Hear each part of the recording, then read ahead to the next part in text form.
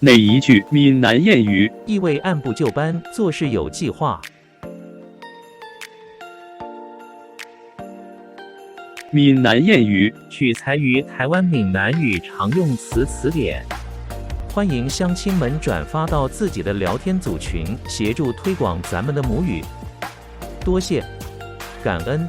闽南谚语一步棋，一步掉。意味按部就班，做事有计划。